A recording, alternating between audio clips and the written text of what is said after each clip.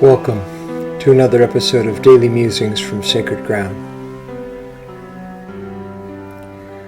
I wear and have worn a lot of different hats in my life. One of my roles is teacher or educator,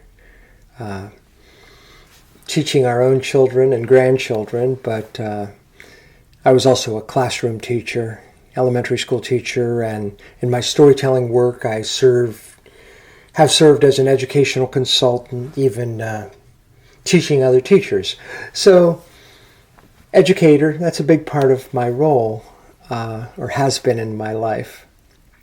And it's interesting if you look at Buddhism, because as educators, one of the things we do is help our students to distinguish or to discern, one thing from another. How are these two things alike and different from a third? I remember as a child, when I was a student in, I don't know if it was kindergarten, first, second grade, sometimes we'd be given a paper with 4 images. Some people, maybe if you're around my age, you've had something similar to this. 4 images, and we'd be asked, how is one thing not like the other 3? So if we were given a picture and it had on it, let's say, a tree and a person, a rock, and a bird. You might say, okay, tree, person, rock, bird, which one's different? Well,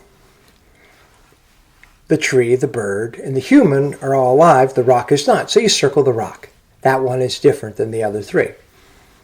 Simple little elementary school lesson.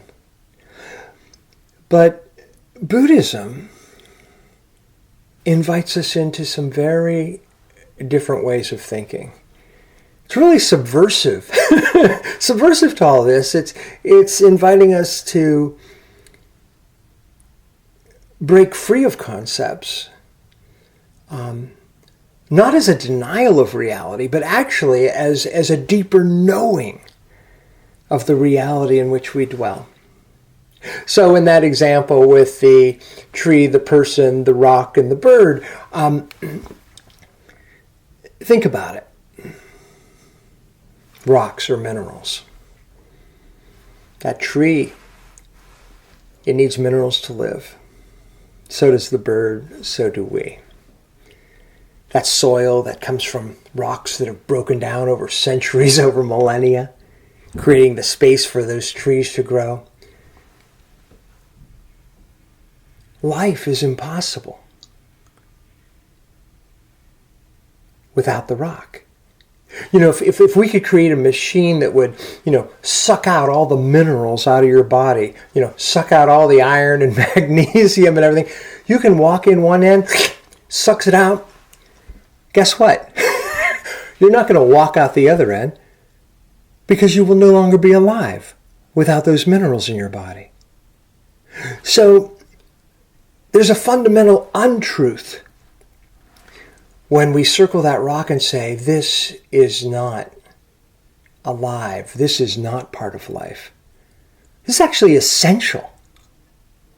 This is essential for life. And so part of what Buddhism does is it invites us to break free of some of these concepts and to enter into a deeper understanding of reality. And it really, at least for me, it calls into question.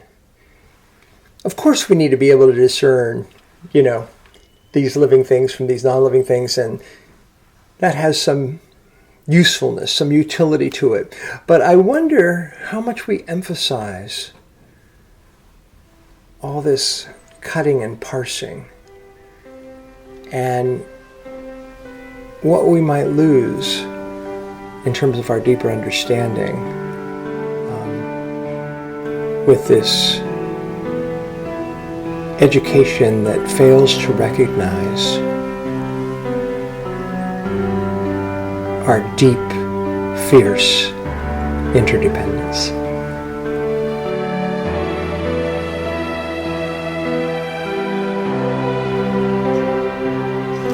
I'm Michael Malley, and you've been listening to Daily Musings from Sacred Ground.